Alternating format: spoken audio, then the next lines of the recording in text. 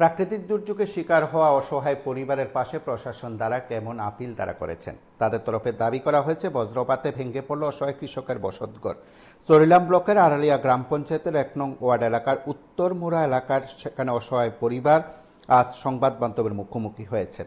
সেখানকার কৃষক আবু জাহান মিয়ার দাবি যে তাদের বাড়িঘর অর্থাৎ বসতঘরটি ভেঙে পড়ে বজ্রপাতের ফলে সেখানে ভয়াবহ বিপদ দেখা দিয়েছে।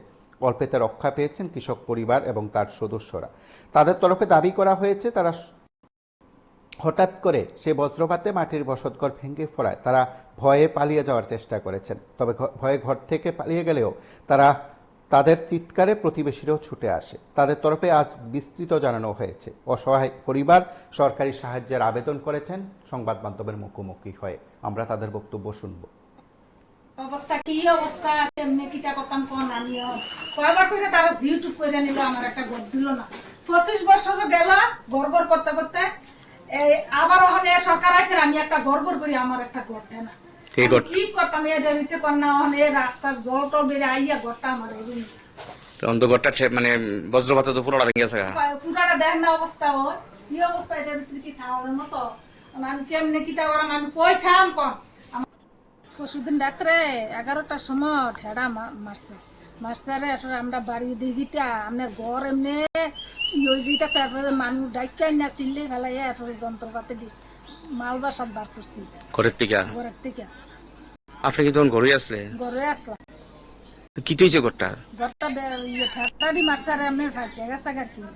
এই মরমুরি করতে আছে, মরমুরি করে দেখি চারিদিক দিয়ে ফাইটে গেছি গা। এরপর চিল্লা ফেলা করছি এরপর মানুষ আইয়া এদিকে ঘরতে বার করছে আর কি। ঘরটা তো পুরোটা গেছে গা দেন না কি অবস্থা। ঘরের ভিতরটা বেড়ে মালা ছিল অনেকটা, তাড়াতাড়ি করে বাড়ি ইয়া করছে। আপনার নাম কিটা? মঞ্জুয়ারা বেগম। আপনার স্বামীর নাম কিটা? আবু জাহান। আপনার কি এই ঘরটাই শুধু? এই ঘরটা।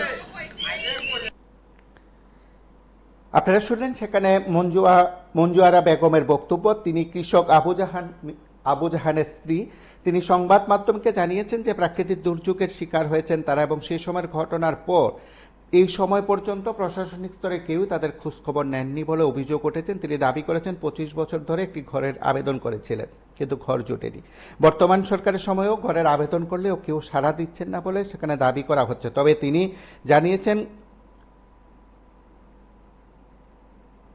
তিনি জানিয়েছেন স্থানীয় যারা নেতৃত্ব রয়েছেন তারা দাবি করেছেন যে এবছর তিনি ঘর পেতে পারেন। সরকারি সাহায্যের আবেদন করেছেন অসহায় কৃষক ও তার স্ত্রী। এখন প্রশাসন তাদের পাশে দাঁড়াবে কিনা, সরকারের তরফে কোনো উদ্যোগ গ্রহণ করা হবে কিনা, স্থানীয় প্রশাসন এই পরিবারের এই সময়ের মধ্যে তাদের পাশে দাঁড়িয়ে সরকারি সাহায্য পৌঁছে দেবে কিনা সেটা সময় বলবে।